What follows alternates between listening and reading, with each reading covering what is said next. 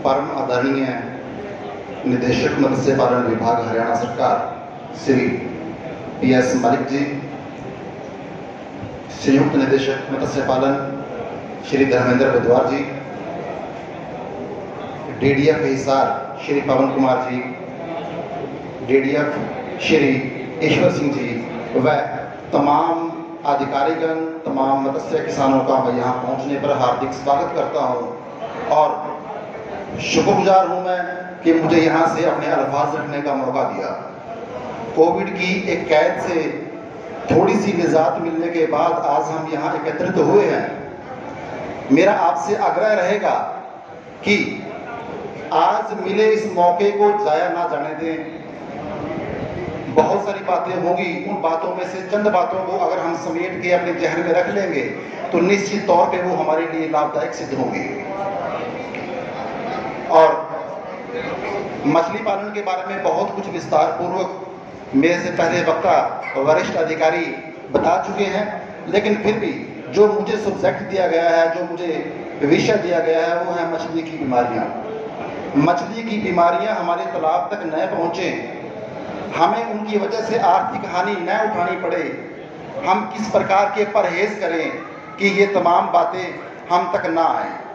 तो दोस्तों, आज का दौर बहुत ज़्यादा सघन मछली पालन का दौर है। जिस तालाब में कभी ट्रेडिशनली हमारे पूर्वज, हमसे पहले मछली पालन करने वाले लोग जिस दर में स्टॉकिंग करते थे, आज हम बड़ी ज़रूरतों को पूरा करने के लिए उसी तालाब के अंदर बहुत सघन मछली पालन कर रहे हैं। और जब कभी किसी भी एक ऐसी जगह पे जहां बहुत कम लोगों के लिए वो जगह बनी है और वहां बहुत सारे लोगों को रख दिया जाए, वहां पर बुनियादी ज़रूरतों को मुहैया करवाना भी हमारी बहुत बड़ी ज़रूरत बन जाती है। उनके लिए खुराक ज़्यादा देनी होगी, उनके लिए हवा ज़्यादा चाहिए होगी, उनके लिए तमाम दूसरे प्रबंध जैसे उसकी एक्सक्रीटा मैनेजमेंट वगैरह वो हमें बेहतर तरीके से करने होंगे। शुरुआत करूं बीमारियों के बारे में, तो आज जब हम तालाब के अलावा RAS रीसर्कुलेटरी एक्वाकल्चर सिस्टम या बायोफ्लॉक BFT के जरिए भी मछली पालन कर रहे हैं, और मैं बड़ा खुश हूँ, बड़ा अच्छा लगता है जब बहुत ज़्यादा पढ़े लिखे लोग जो यहाँ से बोल के भी गए हैं अभी, इस प्रकार के लोग मछली पालन में आके अपने आप को सिद्ध करते हैं। उसके पीछे का रीज़न है, उसके पीछे की वजह है, वो मछली पालन कर रहे हैं हमारी तरह ही, लेकिन उसके अंदर एक विविधता है, एक अलगाव है। वो ये है कि वो उसको वैज्ञानिक दृष्टिकोण दे के मछली पालन कर रहे हैं। उसके अंदर वो तमाम बातें इंप्लीमेंट कर रहे हैं जो आज वक्त की ज़रूरत है।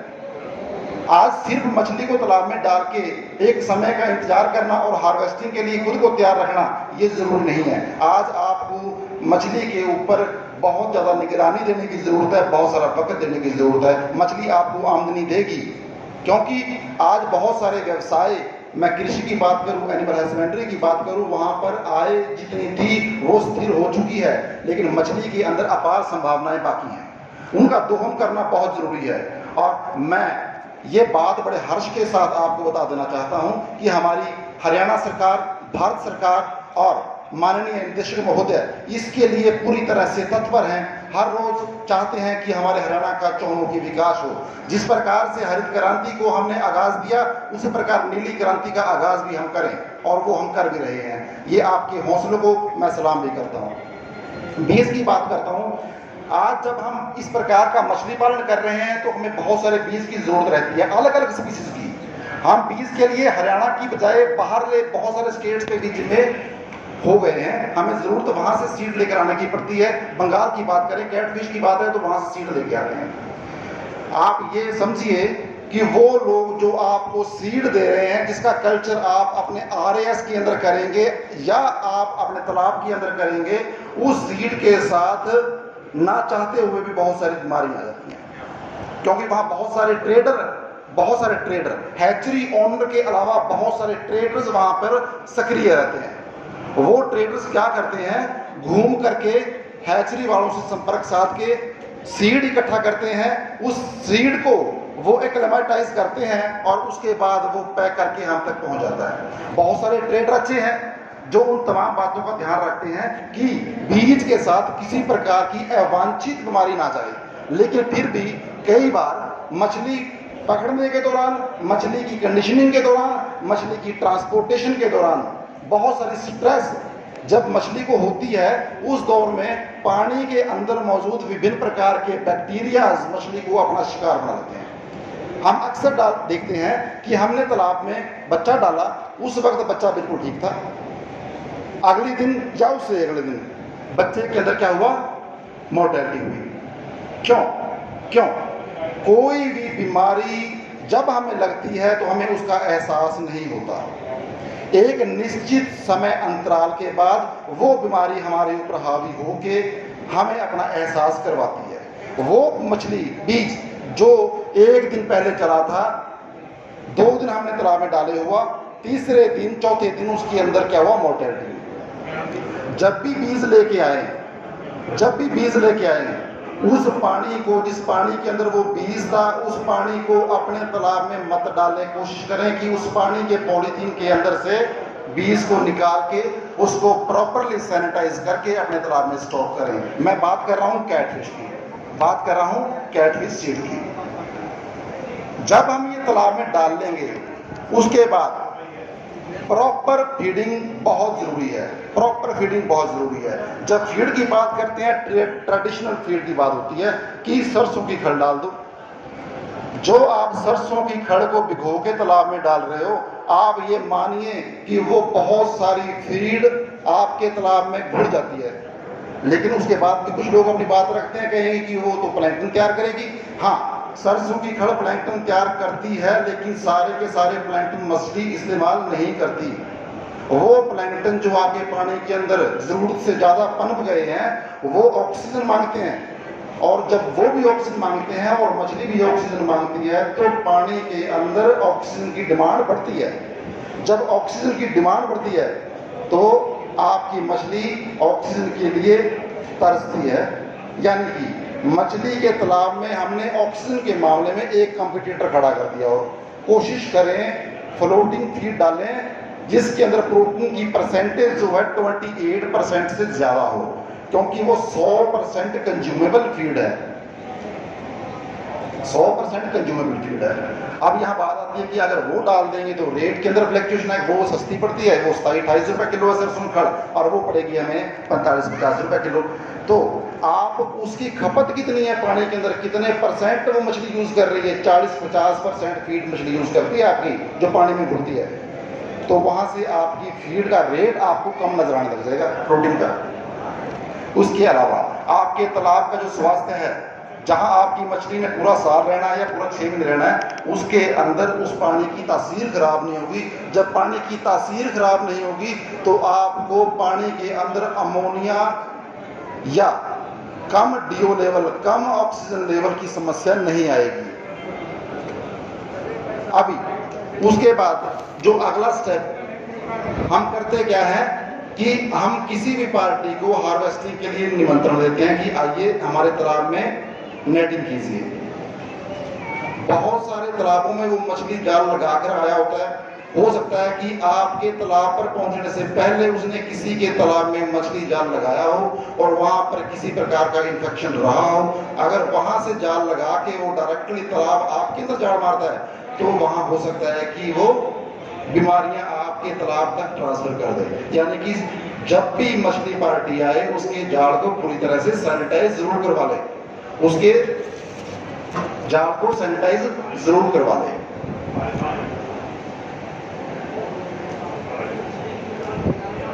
जब हम हाई स्टॉकिंग फिश कल्चर कर रहे हैं तो मैंने कहा कि जरूरतें बढ़ेंगी, हवा की जरूरत बढ़ेगी, आपको एरिएशन देना पड़ेगा। एरिएशन के लिए आपको बेहतर एरिएटर्स का इस्तेमाल करना पड़ेगा, ब्लोअर लगाने पड़ेंगे, ठीक है, खुराक ज्यादा देनी पड़ेगी। जब हम खुराक ज्यादा देंगे तो आपकी मछली का एक्सक्रीटा भी ज्यादा होगा। अगर वो ज्यादा रहेगा तो आपके पानी के अंदर ऑर्गेनिक लोड बढ़ेगा, आपके तालाब के अंदर ऑर्गेनिक लोड बढ़ेगा।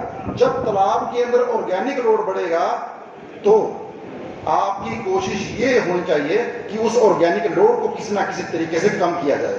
वो लोड पानी के अंदर है, आपके तालाब की बॉटम पे है, संभव नहीं है कि आप उसको बाहर निकाल लोगे, लेकिन उसको कैसे किस हद तक कम कर दें। हमने सुना है कि नई नई टेक्निक, आप सब जानते होंगे, बायोफ्लॉक टेक्निक है। उसके अंदर होता क्या है, उसके अंदर हम एक ऐसी स्पीसीज का बैक्टीरिया तैयार करते हैं जो ऑर्गेनिक वेस्ट को कंज्यूम करता है और उसी पे पड़ता है। तो मैं आपसे आग्रह करूंगा, फीडिंग के साथ साथ बेहतर प्रोबायोटिक्स का इस्तेमाल आप महीने 1.5 महीने के अंतराल पे जरूर कर लें। मैं ये मानता हूं कि अगर प्रोबायोटिक आप देते रहेंगे एक निश्चित अंतराल के बाद, तो आपके ऑर्गेनिक लोड को जहां वो कम करने का काम करेगा, उसके साथ साथ आपकी मछली के पेट को ठीक रहने का काम करेगा। आपकी मछली की इम्यूनिटी बढ़ी रहेगी। आपकी मछली की इम्यूनिटी बनी रहेगी तो उसमें बहुत सारे बैक्टीरिया, आप जानते हैं कि पानी के अंदर बहुत किस्म की बीमारियां हैं, बहुत सारे बैक्टीरियाज हैं, लेकिन मछली पानी के अंदर है, फिर भी मछली को बैक्टीरिया कुछ नहीं कह रहे, क्योंकि मछली के ऊपर कुदरत का एक वरदान, एक म्यूकस लेयर है, थूक की एक परत है, जो एक बाउंड्री का काम करती है, जो एक दीवार का काम करती है मछली और मछली के चारों ओर के एनवायरमेंट के बीच में। जब कभी भी वो म्यूकस लाइनिंग, जब कभी भी वो बीच की दीवार हटती है, चाहे वो और मैं हैंड ओवर करता हूं माइक को सर को। धन्यवाद। जब तक माननीय मंत्री महोदय हमारे बीच नहीं पहुंचते हैं, तब तक मैं पुनः निवेदन करूंगा। चौधरी दिलबाग सिंह जी जिला जींद से हैं, आपको विस्तार से जानकारी दे रहे थे। कार्यक्रम को लगातार चालू रखते हुए पुनः निवेदन से कि जो जानकारी रह गई थी आप विस्तार से बताएं। किसान भाइयों, जो बात बीच में रह चुकी थी उसको मैं बहुत ही कम शब्दों में आप तक रखने का प्रयास करूंगा। और अगर आप चाहें तो मैं आपको मत्स्य दर्पण नाम के एक यूट्यूब चैनल पे मिल सकता हूं, अगर आप कभी भी मुझे सब्सक्राइब करना चाहें, वहां काफी कुछ आपके लिए हो सकता है। तो बात कर रहा हूं मछली की बीमारियों की। मछली की बीमारियां 4 तरह की मुख्यतः पाई जाती हैं, जो मतलब हमारे लाइफ स्टॉक में आके हमें नुकसान दे सकती हैं। पैरासाइटिक प्रॉब्लम, कोई भी पैरासाइटिक, जो जीव हमारी मछली के ऊपर रह करके उसका ही लिक्विड, उसका द्रव्य चूस करके उसको क्षीण कर दें और उसको बहुत कम समय में या तो मॉर्बिड कर दें, मरने जैसा कर दें या मार दें, वो पैरासाइट। उन पैरासाइट में मुख्यतः एक है आर्गुलस, जूं, देसी भाषा के अंदर इसको जूं बोलते हैं। अगर आप इस तालाब के अंदर जहां पर आर्गुलस आपकी मछली के ऊपर पूरी तरह से हावी है, वहां देखेंगे पूरे गहन उसका अध्ययन मछली को अपने सामने रख के करेंगे, तो चपटा गोड़ एक जीव जो कि कुछ हद तक ट्रांसपेरेंट है, आपको चलता फिरता मिलेगा, बेहद खतरनाक है। इसकी रोकथाम के लिए आपको डेल्टामेथ्रिन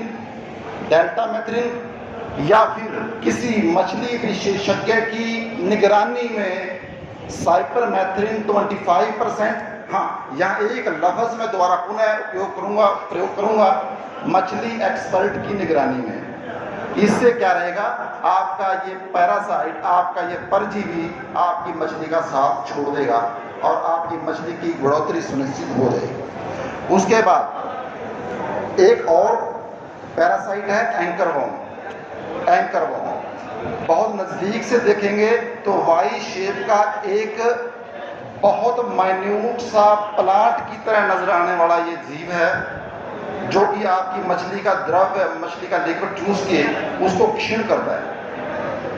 उसके अलावा जूं के अलावा और एंकर वॉर्म के अलावा लीच हो सकती हैं, जिसको हम बड़ी आसानी से पहचान लेंगे। मछली के आगे के हिस्से की तरफ ये चिपकी मिलेंगी। कीड़ा, आम लेमन की लैंग्वेज में बात करूंगा, कीड़ा, जोंक कहेंगे देसी भाषा के अंदर, जोंक, ये आपकी मछली के ऊपर हो सकता है। इनके होने का कारण क्या है? इनके होने का मुख्यतः कारण जो है आपके तालाब का पॉल्यूशन, आप द्वारा आपके तालाब में किया गया फीड का अवांछित इस्तेमाल, आपके द्वारा तालाब में बेहद कम गुणवत्ता वाली फीड का इस्तेमाल, आपके द्वारा आपके तालाब में वो फीड डाली गई जिसको मछली ने कंज्यूम नहीं किया और ऑर्गेनिक लोड के रूप में वो तालाब के बॉटम पे बैठ गई। ये तमाम बातें हैं। अगर आप अपने तालाब का पानी जितना हो सके मैक्सिमम 50%, 40%, 60% एक्सचेंज कर दें तो इनके आने की संभावनाएं नकार सकते हैं। इसके अलावा मछली की पूंछ का सड़ना, मछली के फिन्स का सड़ना, ये एक आम बीमारी है जो बैक्टीरिया की वजह से रहती है मछली में।